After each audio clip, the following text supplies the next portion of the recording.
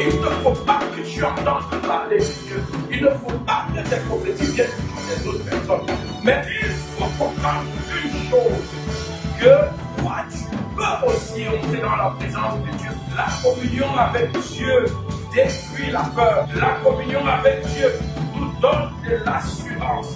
N'aie pas peur, bien-aimé, parce que ton âge presse. Il ne faut pas que le diable t'intimide avec le temps. Et tu commences à dire que j'ai 40 ans, j'ai 50 ans, je n'ai pas d'enfant, parce que je suis stérile et je dois faire beaucoup au marabout. On se dit qu'on va mourir sans avoir un enfant, on se dit qu'on va mourir sans être marié. Ce n'est pas ça le but de ta vie. Le but de ta vie, c'est de te rassurer, premièrement, que ton salut est en ordre. L'ennemi ne peut pas te donner un enfant. Le diable ne peut pas te donner un foyer. Le diable est incapable de te donner une richesse. Une personne qui a peur, c'est une personne qui ne fait pas confiance en Dieu. Ne crains pas ce que tu dois faire. Crains Dieu qui peut te punir. Ne crains pas l'ennemi, mais crains Dieu qui a la capacité de te porter l'âme et la chair.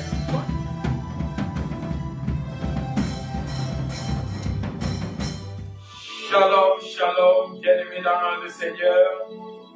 Bienvenue dans le cadre de notre programme de prière hebdomadaire, les prières victorieuses. Je bénis le nom du Seigneur pour ta vie, je bénis le nom du Seigneur pour toi qui partage nos programmes et qui est béni par nos programmes et qui a compris que chaque fois qu'on est béni par quelque chose, nous devons également partager cette chose-là pour qu'un frère ou qu'une sœur soit également béni. Nous recevons beaucoup de messages des personnes qui demandent, oui, à être avec nous. Nous pensons que d'ici là, vous serez répondus par la grâce de Dieu. La semaine passée, nous avions commencé à enseigner sur un programme de prière intitulé les 5 étapes pour entrer dans le salut par la prière. 5 étapes pour entrer dans le salut par la prière. Aujourd'hui, par la grâce de Dieu, je voudrais continuer dans la même lancée en citant la deuxième étape.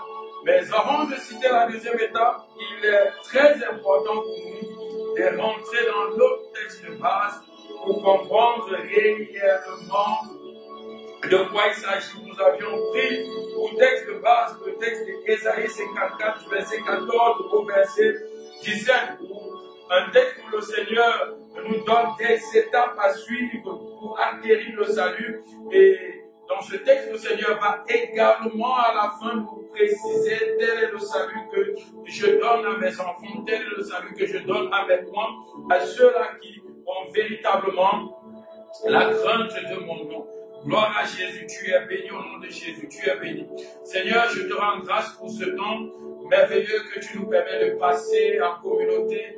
Parce que Seigneur Dieu de gloire, c'est par ta grâce que nous sommes ensemble, c'est par ta grâce que nous pouvons, que Dieu nous tenir debout pour bénir tes enfants, c'est par ta grâce que nous pouvons nous tenir debout et être nous-mêmes bénis. C'est une grâce, c'est un privilège que nous n'avons pas mérité et nous ne le mériterons jamais. Chaque chose que tu fais pour nous est une grâce et tes grâces sont toujours excellentes. Voilà pourquoi, Seigneur Dieu de gloire, je te remercie encore ce soir pour la vie de ceux qui nous écoutent, de ceux qui nous regardent et de ceux qui partagent ce merveilleux programme avec nous. Nous sommes donc dans le livre d'Ésaïe 54, du verset 14 au verset 17, pardon. Il est écrit, tu seras affermi par la justice, tu seras loin de l'oppression car tu n'as rien à craindre et de la ruine car elle n'approchera pas de toi. Que l'enfant des complots, cela ne viendra pas de moi, mais qui complotera contre toi tombera devant toi.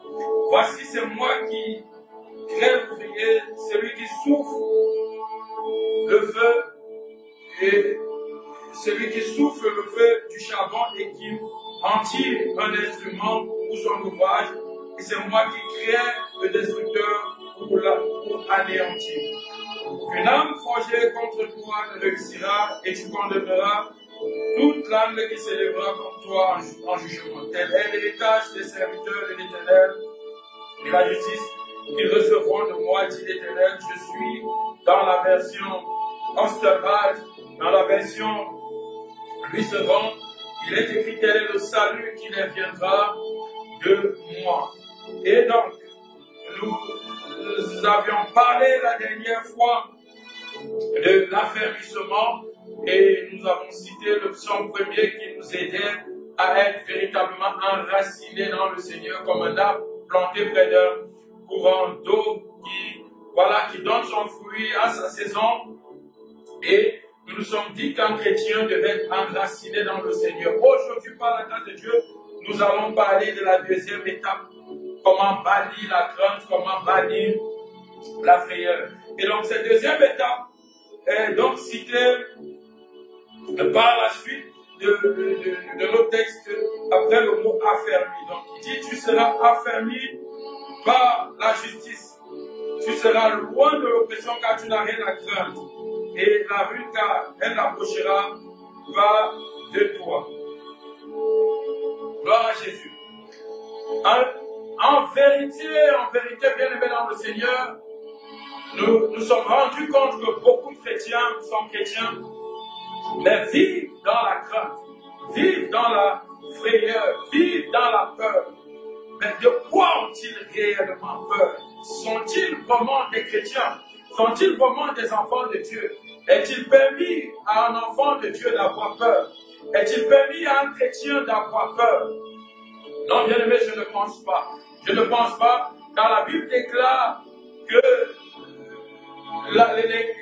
si tu es incrédule, si tu es une personne incrédule, tu n'as rien à espérer de notre Dieu.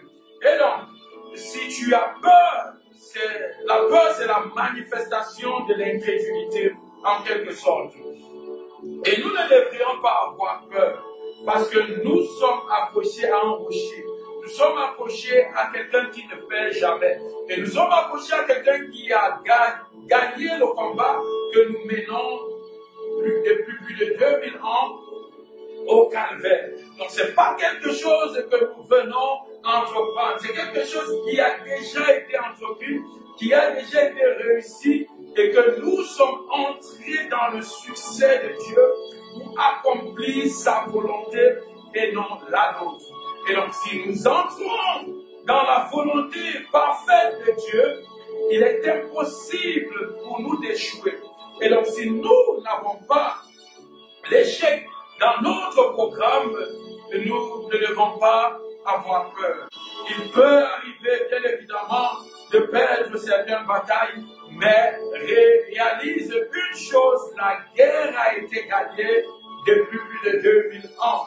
Donc, les batailles que tu peux perdre, en réalité, ce sont des batailles qui te fortifient et qui t'amènent à croître spirituellement pour atteindre la stature parfaite que Dieu aurait voulu, afin que le jour de la rédemption, que le corps ressuscité soit encore agréable à Dieu, un corps parfait, un corps qui a été bâti dans la foi, un corps qui a été bâti dans la communion avec le Saint-Esprit. Bien aimé, je veux te dire quelque chose. Je me rappelle, bien évidemment, quand j'étais un nouveau converti et qu'il était difficile pour moi de quitter l'alcoolisme parce que je luttais, mes membres luttaient avec l'alcoolisme. Et je buvais, je faisais 2 mois et j'arrêtais. Mais qu'est-ce qui me ramenait toujours dans l'alcoolisme? C'est que quand j'ai décidé de donner ma vie à Jésus-Christ, j'ai commencé à vivre un certain nombre de cauchemars. Et ces cauchemars étaient répétitifs. Je dormais toujours effrayé par l'ennemi qui voulait me faire comprendre que j'avais emprunté le mauvais chemin alors que c'est un menteur. J'avais emprunté le bon chemin. Et donc il me faisait peur avec des cauchemars, avec des rêves effroyables. Et moi, à un moment donné, je retombais dans le péché que j'avais abandonné, c'est-à-dire que l'alcoolisme. Donc, je me retrouvais quelquefois, à cause de la peur, à cause de la crainte de mourir ou alors d'être effrayé par un démon, de me retrouver en train de boire exagérément pour dormir. Et donc j'avais fait de l'alcool quelque chose qui était pour moi comme un refuge. Donc je me réfugiais dans l'alcoolisme pour pouvoir fuir la peur, pour pouvoir fuir la crainte. Et quand je me réveillais le matin, je n'avais que des problèmes avec le Seigneur parce que je ressentais que j'étais vidé de mes substances spirituelles et il fallait encore retravailler ce que j'avais travaillé pendant 2 mois, tout simplement parce que j'avais peur.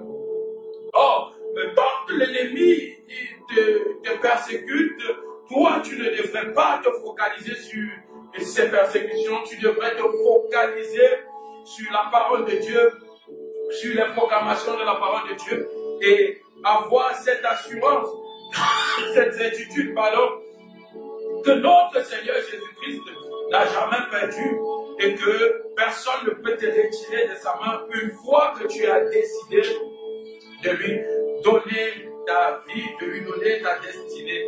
Parce que c'est lui qui te choisit, n'oublie pas. Nous avons une histoire dans la Bible qui nous enseigne sur ce fait. Et cette histoire est bel et bien l'histoire du serviteur de Dieu appelé Job.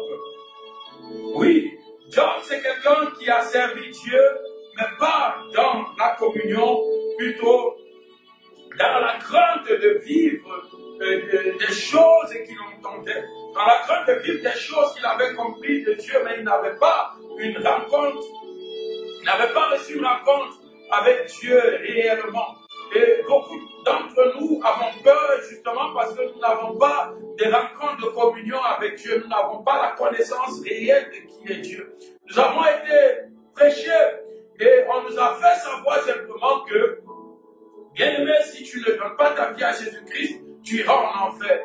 On t'a appliqué ce mot enfer, que le monde t'a appliqué ce mot enfer, que tu es devenu serviteur par crainte de ne pas te retrouver dans la damnation éternelle. Et donc, beaucoup de personnes dans la société même vivent cette réalité, des personnes qui sont dans un pays, dans une nation, et qui n'ont pas l'amour véritable pour leur nation, l'amour véritable pour leur patrie, mais qui vivent par la peur de tomber dans les griffes des policiers et de se retrouver en prison. Il y a même des personnes que lorsqu'elles croisent la tenue policière en route, elles commencent à paniquer. Je me rappelle, quand on grandissait, il y avait beaucoup d'enfants avec qui nous avions grandi, qui avaient beaucoup peur des policiers.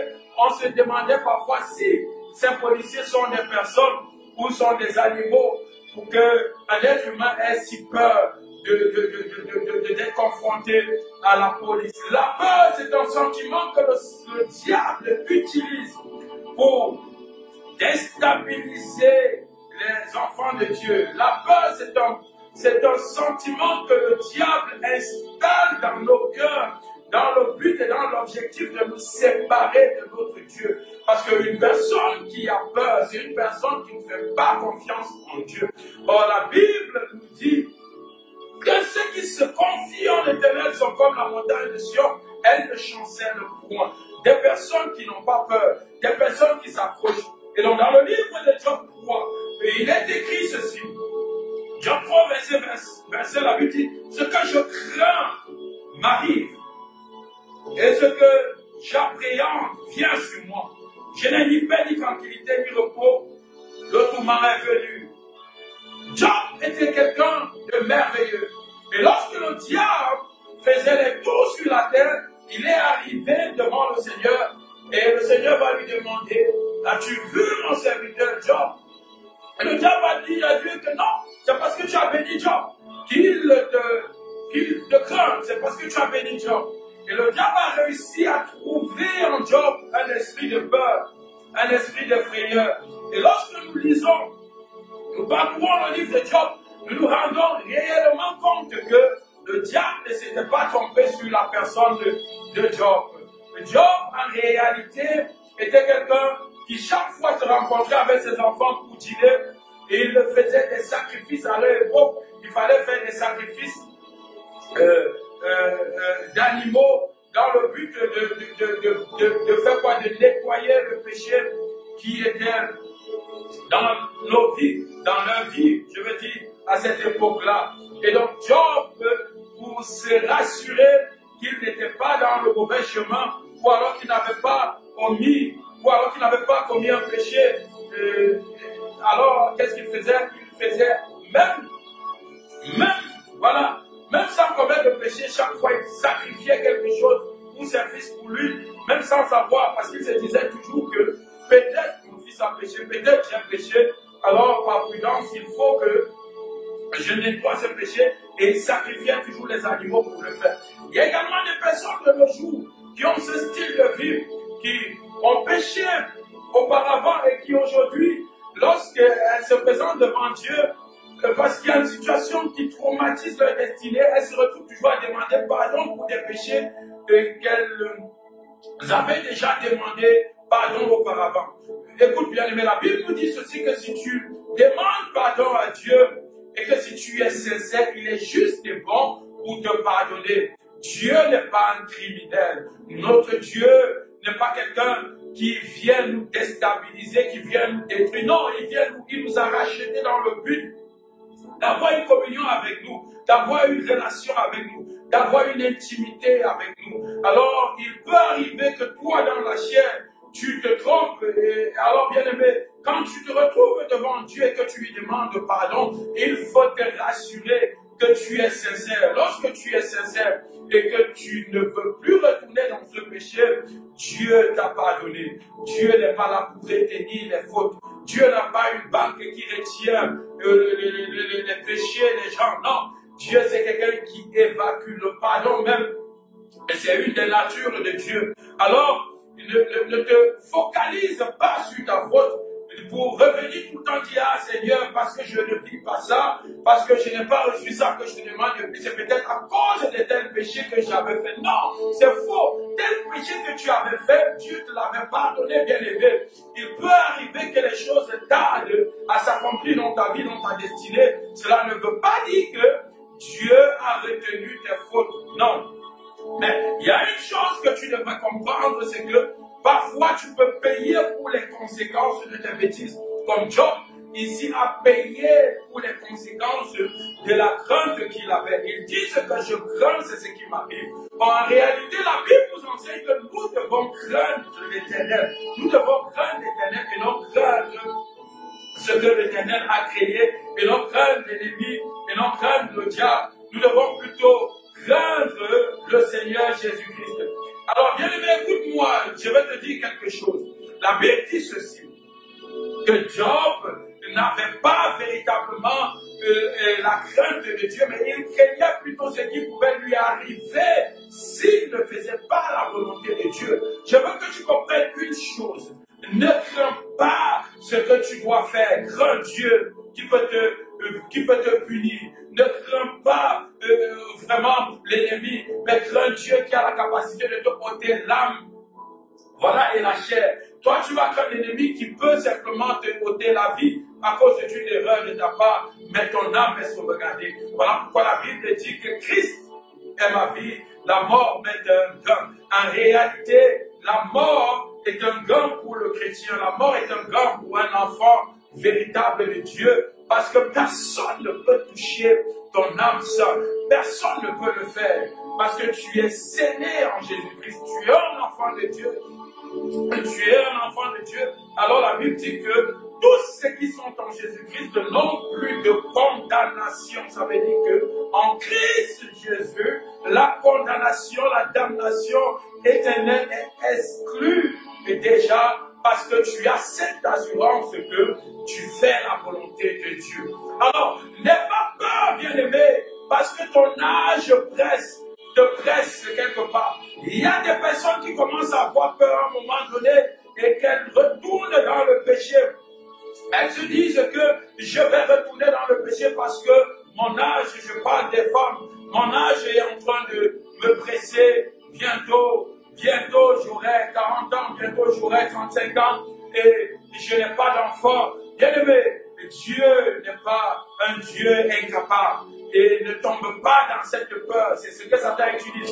Et j'ai une amie avec qui je causais, lorsque je l'ai surprise avec une personne qui n'était pas l'homme de sa vie, elle m'a dit que elle est en train de traverser l'âge, il faut absolument qu'elle fasse un enfant. Et moi je lui ai dit, il faut aussi te rappeler que tu peux mourir maintenant et à cause d'un enfant, tu as conditionné ton éternité. Pourquoi? Parce que les gens diront que tu n'as pas fait d'enfant, tu n'as pas eu de mari, tu n'as pas eu de ceci. Il faut comprendre une chose, je ne veux pas te faire peur. Nous ne sommes pas appelés tous à se marier. Je veux vous le dire, il y a des personnes qui peuvent ne pas se marier et c'est la volonté de Dieu aussi. Il y a des personnes qui doivent se marier, mais le temps ne doit pas te presser. Dieu est le maître des temps et des circonstances. Il ne faut pas que le diable t'intimide avec le temps. Il ne faut pas que le diable vienne avec le temps au-devant de toi. Et tu commences à dire que j'ai 40 ans, j'ai 50 ans, je n'ai pas d'enfant parce que je suis stérile et je dois faire recours au marabout. J'ai envie de te dire qu'Abraham venait d'une famille où l'idolâtrie avait atteint son paroxysme. Mais malgré le fait qu'après plus de 100 ans de son âge, ou alors même à 100 ans, je crois, il ne s'est pas retourné vers les idoles de son père. Il est resté focalisé sur Dieu. Son problème n'était pas d'avoir l'enfant, son problème était de rester dans la communion avec Dieu. Son problème était de garder son intimité, sa relation avec Dieu. Et donc, qu'est-ce qui fait que nous soyons toujours en train d'avoir peur? C'est le regard des gens, c'est les paroles que disent les gens, que tu suis Jésus et tu as atteint un certain âge, tu n'as pas eu ceci, tu n'as pas eu cela. Ça crée en nous un sentiment de peur, un sentiment de crainte. On se dit qu'on va mourir sans avoir un enfant, on se dit qu'on va mourir sans être marié, on se dit qu'on va mourir sans avoir des millions ou des milliards. Ce n'est pas ça le but de ta vie. Le but de ta vie, c'est de te rassurer, premièrement, que ton salut est en ordre. Et donc, je veux te dire ceci, bien-aimé dans le Seigneur. Ce que nous craignons, c'est simplement parce que nous n'avons pas une communion réelle avec Dieu. Parce que quand nous parcourons le livre de Job, nous nous rendons compte que dans le livre de Job 42 au verset 5, Job 42, verset 5, qu'est-ce que Job dit? Job reprend ceci, il dit à Dieu, dans le livre de Job 42, au verset 5, Job dit à Dieu, mes oreilles avaient entendu parler de toi, mais maintenant, mon œil t'a vu. Donc Job était enfant de Dieu, mais n'avait pas de communion avec Dieu. Et le fait d'être chrétien, le fait d'être enfant de Dieu, et de ne pas avoir une communion avec Dieu, c'est ça qui crée en nous la crainte. Parce que lorsque tu as une communion avec Dieu, Dieu te rassure, il te fait savoir qu'il est là, et qu'au temps marqué, il va agir. N'oublions pas que dans l'histoire d'Abraham, il y a eu à un moment donné la peur qui est venue du côté de Sarah, qui a dit à Abraham que je suis en train de vieillir, mon âge a traversé, il faut qu'on fasse un enfant, et de par Agar. Et cet enfant a été pour l'humanité aujourd'hui ce que nous pouvons savoir. Alors que Dieu avait déjà donné sa promesse à Abraham. Mais Abraham aussi a regardé à l'âge de Sarah. Il a écouté la voix de son épouse. Et il est tombé dans le piège de la peur, dans le piège de la crainte de quitter la terre sans faire d'enfant. Je ne veux pas que tu tombes dans ce mensonge du diable.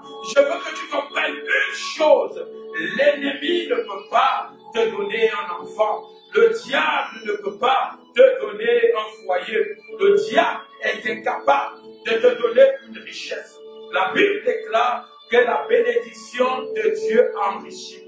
Elle n'est suivie d'aucun chagrin. C'est la bénédiction de Dieu qui enrichit. C'est la bénédiction de Dieu qui épanouit.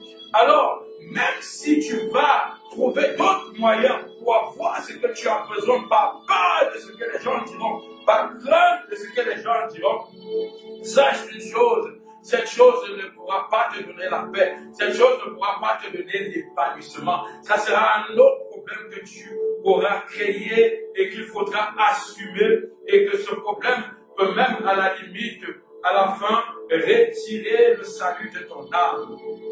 Et il faut vous méfier. Nous avons vu des femmes aller chez des marabouts parce qu'elles veulent des enfants, prendre des bébés démons qui ont persécuté leur vie, qui les ont même tués. Pourquoi? Parce qu'elles n'enfantaient pas. Elles se sont dit qu'elles vont faire une alliance avec l'ennemi et l'ennemi pourra leur donner l'enfant. Il y a même des personnes qui ont des justificatifs, qui arrivent à justifier que les marabouts sont aussi des serviteurs de Dieu. Bien aimé, un marabout ne peut pas être en train de maudire, de tuer et en même temps de bénir. La Bible dit que la même source, la même fontaine ne peut pas faire jaillir l'eau douce et l'eau amère. Et alors, vous savez comment fonctionnent ces marabouts. Et ils fonctionnent avec cette méchanceté qu'ils retirent de vous quelque chose en vous donnant une autre chose. Et même cette chose qu'ils vous donnent, ils ne vous donnent pas cette chose dans le but de vous épanouir. Ils vous donnent cette chose dans le but de vous nuire. Et je t'exhorte donc ce soir à comprendre une chose.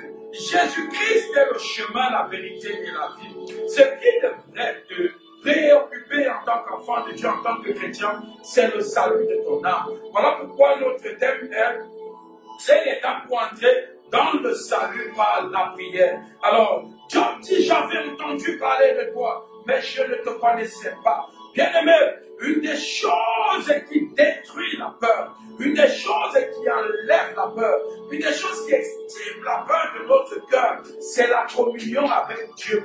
Parce que Dieu dit, j'avais entendu. Et il ne faut pas que tu entendes parler de Dieu. Il ne faut pas que tes prophéties viennent toujours des autres personnes.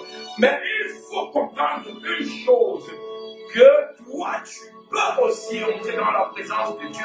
Depuis que le voile du temple s'était déchiré, c'était pour me permettre, pour te permettre d'entrer dans la présence de Dieu, d'entrer dans la communion de Dieu, d'avoir une intimité avec Dieu, d'avoir une relation avec Dieu, d'écouter de Dieu, de savoir quel est le temps que Dieu pourra accomplir les promesses qu'il t'a faites. La Bible déclare que Abraham était l'ami de Dieu. Et parce qu'il était l'ami de Dieu, Abraham intercédait pour son frère Lot. Et Lot a été épargné de ce qui devait arriver à Sodome et Gomorrhe. C'est pour te dire que quoi? Que la communion avec Dieu détruit la peur. La communion avec Dieu détruit la crainte. La communion avec Dieu nous donne de l'assurance. Et cette assurance n'est autre que l'assurance du salut. Je vais te dire une chose. Une personne qui va avec une voiture qui est assurée a plus de certitude, a plus de quiétude qu'une personne qui va avec une voiture sans assurance. Ces personnes qui sont avec son véhicule sans assurance, chaque fois se dit qu'elle peut être confrontée à une situation où elle sera en train de vivre, elle sera en train de vivre et la police peut-être pourra l'arrêter. Et cette personne, si elle a un accident, elle ne pourra pas être dédommagée. Donc je dis que l'assurance de notre salut, c'est de bannir la crainte et la frayeur de notre cœur. Bannir la crainte et la frayeur de notre cœur, c'est avoir une intimité, une communion avec Dieu. Et c'est cette intimité, cette communion avec Dieu qui nous rassure que Dieu est là. Et qu'au temps convenable, au temps marqué, il accomplira certainement ce qu'il nous a promis. Regardez, je vais vous dire quelque chose. Daniel est confronté à plusieurs situations où son salut est menacé. Mais une chose est sûre, la communion que Daniel avait avec Dieu, la communion que Daniel avait avec Dieu a poussé Daniel à se maintenir, à ne pas trahir Dieu.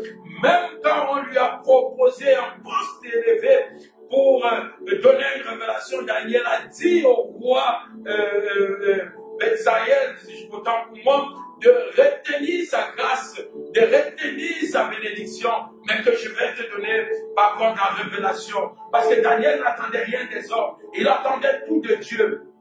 Et c'était le cas de Shadrach et Meshach, Abednego. C'est des personnes qui avaient compris en réalité que la crainte ne doit pas figurer dans le registre d'un chrétien, d'un enfant de Dieu. C'est des personnes qui avaient compris que le lion peut te bouffer, le feu peut te brûler, mais ton âme ne pourra pas brûler. Ton âme restera dans la main de l'Éternel, notre Dieu. Bien-aimé, ce qui est important, c'est le salut de ton âme. Tu ne vas pas perdre ton âme parce que tu veux un enfant fille, parce que tu veux un enfant garçon.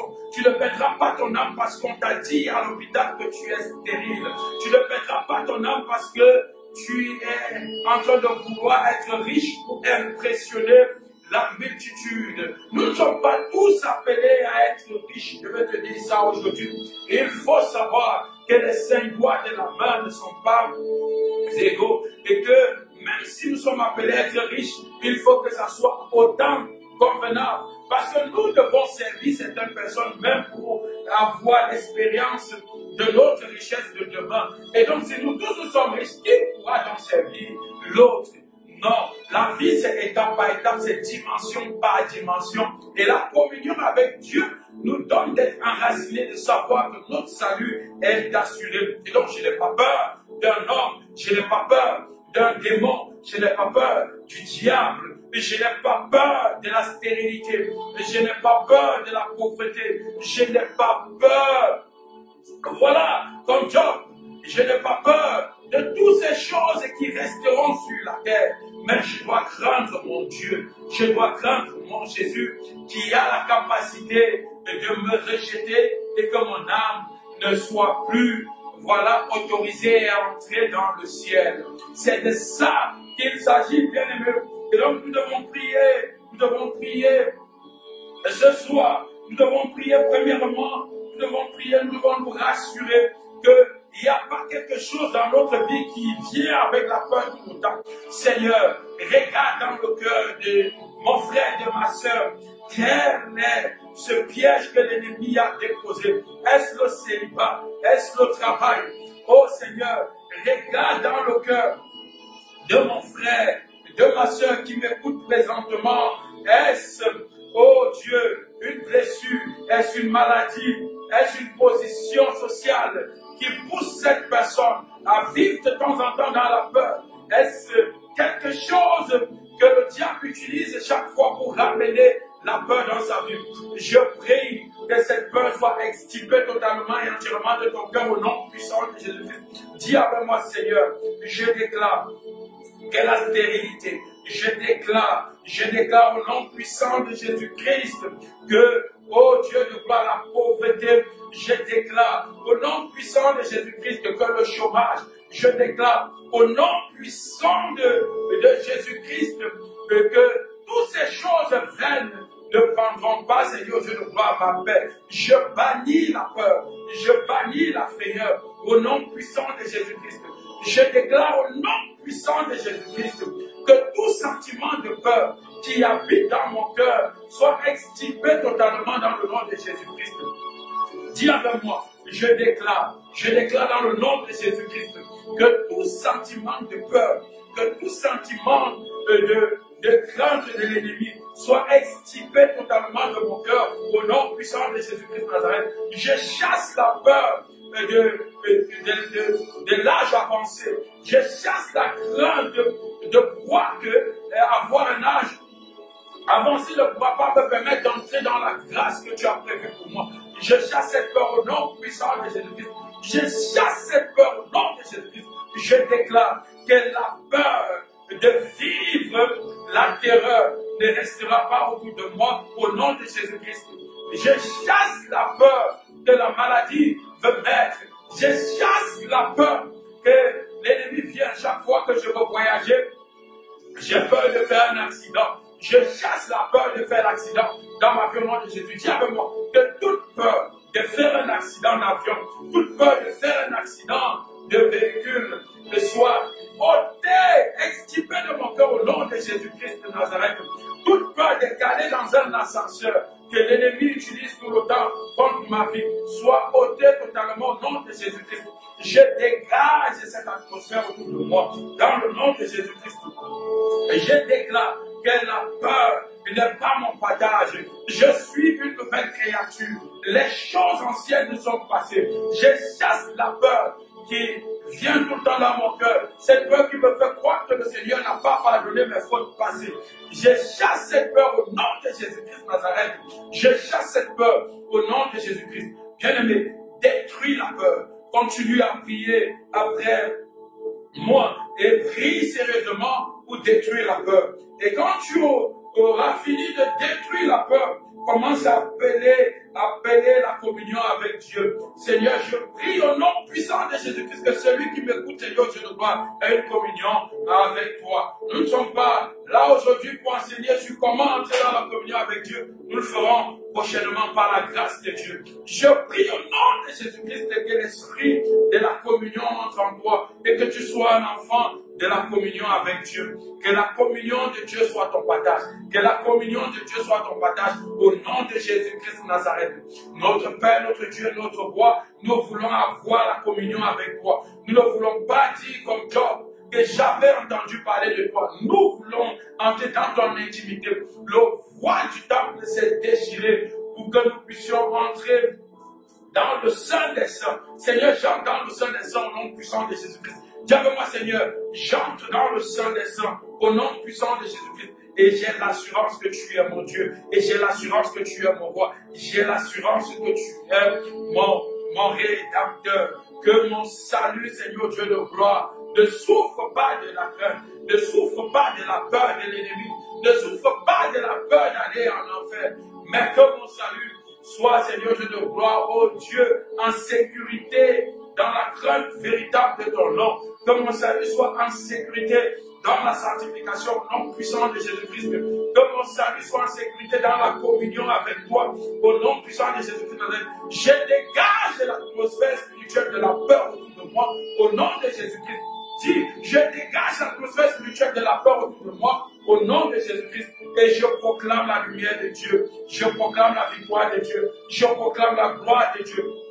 Écoute, bien-aimé, toi qui vis des difficultés dans ton foyer et qui as peur, maintenant que ton conjoint te frappe, je prie au nom de Jésus-Christ que la communion avec Dieu, détruise cette peur, parce que ton conjoint n'est pas un animal pour te frapper. Je prie au nom puissant de Jésus-Christ que tu sois épanoui. Que la grâce de Dieu vous accompagne. Nous reviendrons pour le troisième cas la semaine prochaine. Partagez le programme, cliquez, abonnez-vous massivement, aimez ce que nous faisons. Que Dieu vous bénisse. Que la paix du Seigneur soit avec vous. Au nom puissant de Jésus-Christ. Amen. Shalom.